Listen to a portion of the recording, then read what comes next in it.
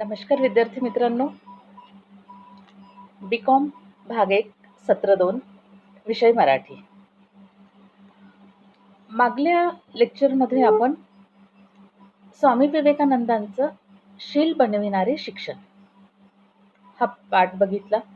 अर्धा झाला होता तो आपला. आता त्याचा उर्वरित भाग आहे तो आपण बघतोय. मनुष्यत्व निर्माण करणे हाच शिक्षणाचा उद्देश आहे असं स्वामी विवेकानंद म्हणतात. मनुष्यत्व निर्माण करणे, एक चांगला माणूस निर्माण करणे हे शिक्षणाचा उद्देश आहे.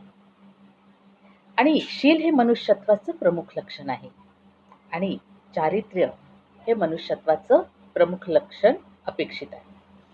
तर साधारणतः अर्धा पाठ आपला झाला होता.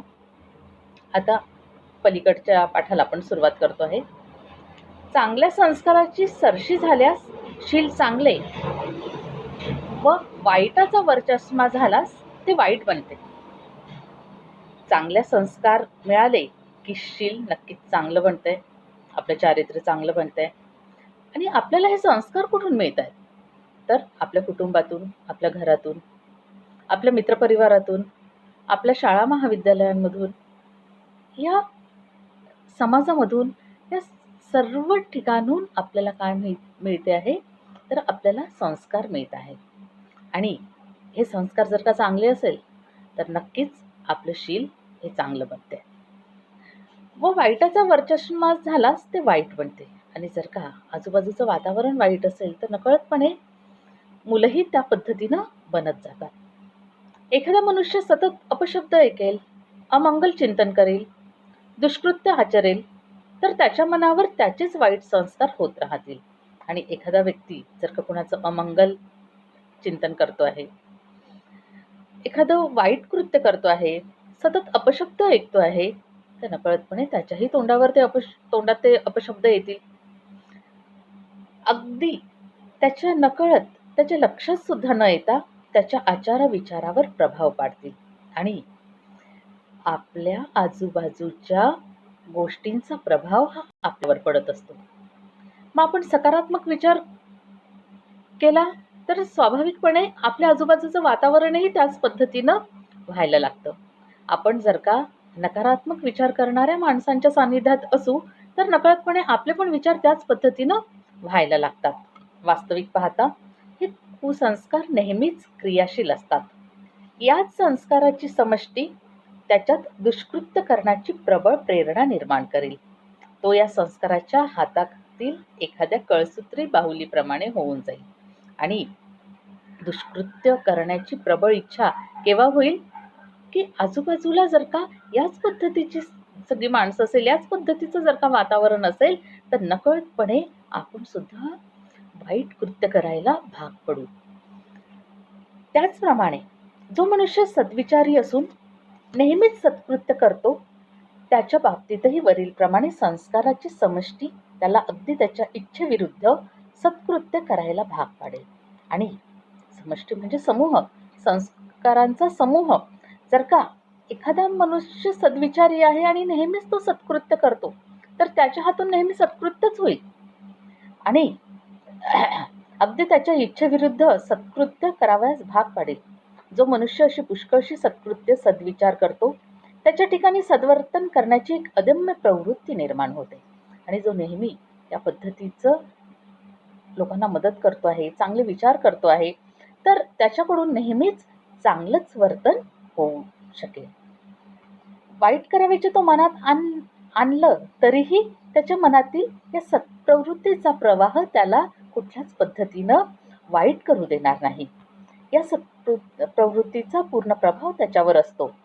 अशी परिस्थिती निर्माण झाल्यावर मनुष्याचे शील बनते असे आपण म्हणतो. आणि अशी प्रवृत्ती जेव्हा निर्माण होते की कायम सगळ्यांचं चांगलं व्हावं अशी अपेक्षा असणं.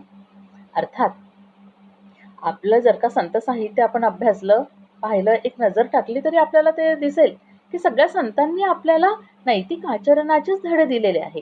एक चांगला माणूस कसं व्हावं हेच सांगण्याचा प्रयत्न केलेला आहे. म्हणजे आपला पायाच या पद्धतीचा तत्वज्ञानाचा आहे. असा तत्वज्ञानाचा पाया आपल्याला ही संस्कृती, हे सगळं आपल्याला मिळालेलं आहे.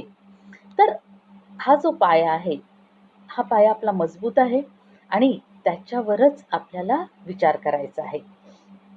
अशी परिस्थिती निर्माण झाल्यावरच त्या मनुष्याचे शील बनते, असं आपण म्हणतो. एखाद्या माणसाचं शील आजमावताना त्याने केलेल्या मोठमोठ्या गोष्टी विचारात घेऊ नका. आणि एखाद्या माणसाचं शील आजमायचं असेल तर त्यानं केलेल्या मोठ्या मोठ्या गोष्टी लक्षात घेण्याची गरज नाही. तो अगदी सामान्य गोष्टीमध्ये कसा वावरतो आहे, कसा विचार करतो आहे, तेही महत्वाचं आहे. थोर मनुष्याचे खरे चरित्र या क्षुल्लक गोष्टीतूनच प्रत्ययास येत असते. मोठमोठ्या प्रसंगी एखाद्या अगदी निकृष्ट माणसालाही काहीतरी महत्कृत्य करून टाकण्याचा चेव येत असतो. परंतु खरा थोर पुरुष तोच की ज्याचे चारित्र्य सर्वदा आणि सर्वत्र श्रेष्ठ प्रतीचे असते. म्हणजे एखाद्या घटनेमध्ये एखादी कुठलं तरी चांगलं कृत्य करणं हे वेगळं, परंतु अगदी छोट्या छोट्या घटनांमध्येही अगदी रोज घडणाऱ्या अशा या घटना सुद्धा सकारात्मक पद्धतीनं जो बघतो तो खरा श्रेष्ठ माणूस ठरतो. असे पुष्कळसे संस्कार मनावर पडल्यानंतरच एकवटून ते सवयीत परिणत होतात. परिणत होतात म्हणजे परावर्तित होतात. मग असे संस्कार आपल्यावर जर का वारंवार होत असेल तर ते सगळे एकवटून त्याची आपल्याला सवय लागते. म्हणजे चांगल्या वागण्याची सुद्धा एक सवय असते. सवय ही जणू स्वभावच होय आणि ही सवय सवय हळूहळू आपला स्वभाव बनते, अशी म्हण आहे. पण वस्तुतः सवय ही जणू नसून तीच माणसाचा खराखुरा आणि अवघा स्वभाव होय. आपण आज जे काही आहोत ते सवयीचेच फल होय. हीच समाधानाची गोष्ट आहे. कारण सवय लावून घेणे किंवा सोडणे आपल्याच हाती असते. मग ही सवय लावून घेणं किंवा सवय सोडणं हे आपल्याच हाती आहे. मग जर का आपण चांगल्या सवयी जर का आपल्याला लावून घेतल्या तर निश्चितपणे आपला तो स्वभाव बनत जातो. चांगलं असणं, तर चांगलं असणं आपण कशाला म्हणू की निदान आपल्यापासून कोणी दुःखी होणार नाही. आपल्या आजूबाजूचा परिसर, आपल्या परिसरातली माणसं ही सगळी आनंदी ठेवू शकू आपण, असं वातावरण आपल्याला निर्माण करता आलं तर आपण एक चांगला माणूस असू. कोणाबद्दलच वाईट चिंतन आपल्या मनामध्ये येऊ नये, कोणाबद्दल लोभ येऊ नये, मोह वाटू नये, मत्सर वाटू नये. अशी अवस्था आपल्याला जर का प्राप्त होत असेल तर ती काय आहे, एक चांगल्या माणसाचं लक्षण आहे. आणि स्वामी विवेकानंद आपल्याला हेच सांगतायत. एकंदर भारतातल्या सगळ्या संतांनी हेच सांगितलंय आपल्याला, एक चांगला माणूस बनणं आणि चांगला माणूस हा एक चांगल्या समाजाचं प्रतिनिधित्व करतो. आणि चांगला समाज बनायचा असेल तर त्या माणसानं चांगलं असणं गरजेचं आहे. त्याच पद्धतीनं पुढे ते म्हणतायत, वाईट सवयीच्या विरुद्ध तद्विपरीत सवयी जडवून घेणे हाच वाईट सवयींवर एकमात्र उपाय आहे. साऱ्या वाईट सवयी ह्या चांगल्या सवयींनी कह्यात आणता येतात आणि जेवढ्या जेवढ्या वाईट सवयी आहे त्याच्यावर चांगल्या सवयीने तुम्ही मात करा. सतत सत्कृत्य व अखंड पवित्र विचार करीत राहा. हीन संस्कारांना लगाम घालण्याचा तोच हा एकमेव मार्ग आहे. एखादा मनुष्य अगदी वाया गेला आहे असे म्हणून त्याला सोडून देऊ नका. कारण नवीन संस्कारांनी सुधारता येण्याजोगा कुशिलाचा आणि कुसंस्काराचा एक प्रतिनिधीच त्याच्या रूपाने आपल्यासमोर उभा असतो. शील हे सवयीच्या सतत अभ्यासाचा परिणाम असल्यामुळेच सवयीच्या सतत अभ्यासानेच ते सुधारता येणे शक्य आहे. आणि जर का एखादा मनुष्य वाईट आहे, कुसंस्कारी आहे म्हणून त्याला तुम्ही सोडून देऊ नका. त्याच्यामध्ये कसं परिवर्तन घडवून आणता येईल हे बघा आणि नेहमी कुसंस्काराला बाद करून चांगल्या संस्काराचं रोपण आपण करू शकतो. साऱ्या दृश्य वाईटाचे कारण आपल्यातच वर्तमान आहे. जे काही आपल्यासोबत चांगलं वाईट घडतंय त्या सगळ्या गोष्टींचं कारण हा आपणच असतो. त्यासाठी दुसऱ्या कोणत्याही दैवी शक्तीला बोल लावू नका. मग एखादी गोष्ट आपल्या आयुष्यात काहीतरी वाईट घडतंय, एखादी चांगली गोष्ट घडते, या सगळ्यांना कारणीभूत आपणच असतो. निराश होऊ नका, उद्विग्न होऊ नका किंवा अशीही कल्पना करून घेऊ नका की दुसऱ्या कोणी हात दिल्याखेरीज आपली सुटका होणे शक्य नाही. आणि एकंदर आपल्याला ही एक सवय लागलेली असते कुणाच्या तरी सोबतीची. कुणीतरी आपल्याला हात दिला तरच आपण पुढे जाऊ शकू, कुणीतरी मार्ग दाखवला तरच आपण त्या मार्गानं क्रमण करू शकू. पण तसं नाही, आपला मार्ग हा आपल्याला निर्माण करता यायला हवा. आणि आपण रेशमाच्या किड्याप्रमाणे आहोत. रेशमाचा किडा काय करतो? आपण आपल्याच तंतू काढून आपले कोसले विणतो आणि कालांतरानं त्यात गुरफटून जातो. मग आपण काय करतो आहे? आपण आपल्या भोवती सगळा हा गुंता वाढवून घेतो आहे आणि त्याच्यात गुरफटतोय, त्याच्यात फसतो आहे. कर्माचे हे जाळे आपणच आपल्या भोवती विणतो आणि अज्ञानाने आपल्याला आपण बद्ध आहोत असे वाटून आपण मदतीसाठी रडून आकांत करतो. परंतु ही मदत कुठून बाहेरून येत नसते, ती येत असते आपल्या आत्म्यातूनच. आणि जेव्हा जेव्हा असे कुठले संकट येतात, त्यावेळी आपल्या अंतरशक्तीला तुम्ही जागृत करण्याचा प्रयत्न करा आणि ती अंतरशक्ती आपल्याला योग्य ते मार्गदर्शन करेल. विश्वाच्या साऱ्या देवतांपुढे आपले गाऱ्हाणे मांडून पहा. मी असे केले आणि अखेरीस मला सहाय्य मिळालेही, पण ते आले होते आतूनच. इथे आपला स्वतःचा अनुभव स्वामी विवेकानंद सांगताहेत की मी विश्वाच्या साऱ्या देवतांपुढे आपले गाऱ्हाणे मांडले, पण अखेरीस माझ्या आत्म्यातूनच मला काय मिळालेलं आहे? मला सहाय्य मिळालेलं आहे, मला मदत मिळालेली आहे. मी केलेल्या चुका मलाच सुधाराव्या लागल्या. स्वतःभोवती विणलेले जाळे मला स्वतःलाच कापावे लागले. आयुष्यात मी अनेक चुका केल्या असं लेखक म्हणतायत. पण त्याचबरोबर हेही ध्यानात ठेवा की त्या चुकांखेरीज आज मी जो आहे तो कधीच होऊ शकलो नसतो. आणि या चुकांमधूनच मी आज जो काही आहे तो झालेलो आहे. ह्या चुकांमुळेच मी आज या पद्धतीचा विचार करू लागलेलो आहे. माझ्या म्हणण्याचा गैरसमज करून घेऊ नका असंही ते म्हणतायत. मला असे म्हणायचे नाही की तुम्ही घरी जाऊन जाणून बुजून चुका करावयास आरंभ करा. मला सांगावयाचे आहे एवढेच की झालेल्या चुकांचे रडगाणेच वृथा गात बसू नका. म्हणजे उगीचच याच पद्धतीचे तुम्ही रडगाणे गात बसू नका. आपण चुका करतो कारण आपण दुर्बळ आहोत. आपण चुका करतो कारण काय आहे? तर आपण दुर्बळ आहोत. आणि आपण दुर्बळ आहोत कारण आपण अज्ञानी आहोत. आपल्याला अज्ञानी कोण करतंय? तर आपणच. आपल्याच हाताने आपले डोळे झाकून घेऊन आपण आक्रंदू लागतो की चहूबाजूला अंधार पसरलेला आहे. आणि आपण काय करतो आहे की आपल्याच डोळ्यावर हात ठेवून आपण असं बघतोय की चहूबाजूने अंधार झालाय. मुळात तो अंधार झालेलाच नाहीये, उजेड तर आहेच, फक्त आपण आपले डोळे मिटलेले आहेत, आपले डोळे आपण झाकून गेलेले आहेत. हात बाजूला सारा की सर्वत्र उजेडच पसरलेला दिसेल. मग आपण छोट्या छोट्या दुःखांना रडत बसतो, छोट्या छोट्या गोष्टींनी दुःखी होतो, कष्टी होतो. परंतु त्याचा मार्ग हा खूप साधा, सहज, सोपाही असू शकतो. त्या मार्गावर विचार जर का आपण केला तर आपल्याला अवघड गोष्टीही सहज साध्य होतील. प्रकाश हा तर नेहमीच आहे हे आपल्याला जाणवेल. कारण मानवी आत्मा स्वभावतःच स्वयंप्रकाश आहे. आजचे विज्ञानवेत्ते काय म्हणतात हे तुम्हाला ठाऊक नाही काय? क्रमविकासाचे कारण काय आहे? तर इच्छा. क्रमविकास म्हणजे पिढी दर पिढी होत जाणारा विकास. आणि याचं कारण काय आहे? तर इच्छा.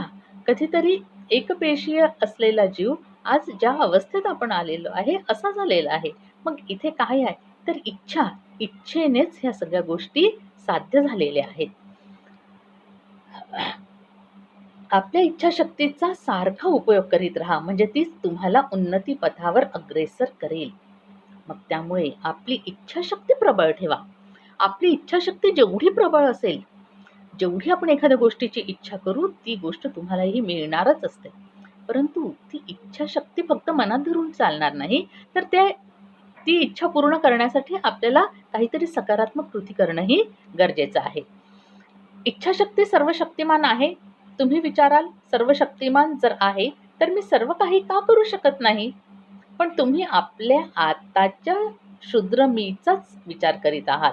मग ते म्हणतात की तुम्ही फक्त स्वतःच्या क्षुद्र मीचाच विचार करीत आहात, म्हणून तुम्ही सर्वशक्तिमान होऊ शकत नाही. मग एकदा का तुम्ही स्वतःच्या इच्छाशक्तीला जागृत करा, मग तुम्हाला कळेल की सगळ्या गोष्टी किती सोप्या आहेत. एकपेशी अवस्थेपासून माणसापर्यंतच्या आपल्या साऱ्या क्रमविकसित अवस्थांकडे नजर फेका. हे सारे कोणी घडवून आणले? तुमच्याच इच्छाशक्तीने. तरीही तुम्ही तिचे सर्व शक्तिमत्व नाकारू शकता. जिने तुम्हाला एवढी मजल गाठवून दिली ती तुम्हाला खचित अधिक उन्नत करील. आवश्यकता आहे तिला सामर्थ्यशाली बनविण्याची, शीलाची. आणि अशा इच्छाशक्तीला तुम्ही सामर्थ्यशाली बनवू शकता. स्वतःला सामर्थ्यशाली बनवू शकता. याच्यासाठी काय करायचं आहे, तर या पद्धतीची इच्छाशक्ती स्वतःमध्ये निर्माण करायची आहे, ज्याला आपण काय म्हणतो, विल पॉवर. मग विल पॉवरच्या भरोशावर काय काय होऊ नाही शकत. मी तुम्हाला काल उदाहरण दिलं आहे, अरुणिमा सिन्हाचं उदाहरण दिलेलं आहे. या यामध्ये, या उदाहरणांमध्ये जी मोठी मोठी माणसं होऊन गेली, यामध्ये आपल्याला काय दिसतंय, ही मोठी माणसं स्वतःच्या इच्छाशक्तीने ही मोठी झालेली आहेत. जिथे शरीर थकलेलं आहे, शरीर साथ देत नाही आहे, पण तरीही मनाची इच्छाशक्ती आपल्याला काय करते आहे, आपल्याला यशाच्या शिखरावर घेऊन जाते आहे. हातून काही चुका घडल्या म्हणून घरी जाऊन अंगाला राख पासून गोंडपाट गुंडाळून घेऊन रडत बसाल, तर त्यापासून तादृश्य काहीच लाभ नाही. आणि जर का तुम्ही अंगाला राख पासून घेत असाल, घडल्या चुकांनी अगदी अंथरुणात तुम्ही लोळत पडत असाल, रडत बसत असाल, तर याच्याने तुमची इच्छाशक्ती जागृत होणार नाही आणि तुमची परिस्थितीही बदलणार नाही. त्यामुळे तुम्ही आणखी दुर्बळ होत जाल. ही खोली हजारो वर्षापासून अंधारानं भरलेली आहे, असे म्हणून तेथे येऊन जर तुम्ही रडून आकांत मांडाल, तर हा अंधार नाहीसा कसा होईल. तिथं आगपेटीची काडी ओढा, एका क्षणात ती सारी खोली उजळून जाईल. अरे अरे, मी दुष्कृत्य केले, कितीतरी चुका केल्या, असा विलाप सारा जन्मभर करीत बसण्यात काय लाभ आहे. ते सारे तर आहेच आहे, ते सांगाव्यास कुणाचीही गरज नाही. गरज आहे ज्ञानाच्या प्रकाशाची. मग स्वतःमधली शक्ती जागृत करा आणि बघा, मग तुम्हाला काय सगळ्या गोष्टी किती सहज साध्य होऊ शकतात. तो येऊ द्या, की एका क्षणात सारे अमंगल दूर पळून जाईल. आणि ज्ञानाचा प्रकाश जर का एकदा तुमच्यामध्ये डोकावला, तर काय होईल, की सगळं जे अमंगल आहे आपल्या आजूबाजूचं, आपल्या मनातलं, ते सगळं पळून जाईल. आपले चारित्र्य बनवा. आपले ज्योतिर्मय स्वयंप्रकाश नित्य शुद्ध वास्तविक स्वरूप प्रगट होऊ द्या आणि इतरही प्रत्येकात त्याचेच आवाहन करा. स्वतः मधल्या ज्योतीला तुम्ही जागृत करा.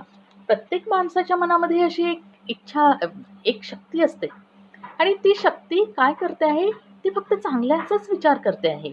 आणि ती चांगल्याचा विचार करणारी आपल्या मनातली ही इच्छाशक्ती आपल्याला यशापर्यंत घेऊन जाते. मग यश म्हणजे नेमकं काय आहे, तर ज्या ज्या गोष्टी आपल्याला हव्या आहेत, ज्या ज्या गोष्टी आपल्याला अपेक्षित आहे, त्या त्या गोष्टीपर्यंतचा मार्ग आपल्या या इच्छाशक्तीद्वारे सहज आणि सुकर होऊ शकतो. तर या पाठामध्ये लेखक आपल्याला काय सांगतायत, तर एक चांगला माणूस बना. आणि हा चांगला माणूस कशानं होऊ शकेल, तर तुमच्या मनातली जी शक्ती आहे, जी अंतरशक्ती आहे, तिला जागृत करा आणि मग तुम्ही अगदी चांगला असा माणूस बनू शकाल. आणि आपण बघतोय सध्याच्या या भयग्रस्त परिस्थितीत मनावरचा ताबा ढळतो आहे. मनावरचा ताबा वाढवा, सहनशक्ती वाढवा आणि त्याचबरोबर सकारात्मक विचार करा आणि तुम्ही सहजपणे यशस्वी होऊ शकाल. हाच आशय या पाठामध्ये, शील बनविणारे शिक्षण या पाठामध्ये स्वामी विवेकानंदांनी सांगितलेलं आहे. तर विद्यार्थी मित्रांनो, तूर्तास आपण इथेच थांबूया. यानंतर दुसरा पाठ घेऊन आपण लवकरच भेटूया. धन्यवाद.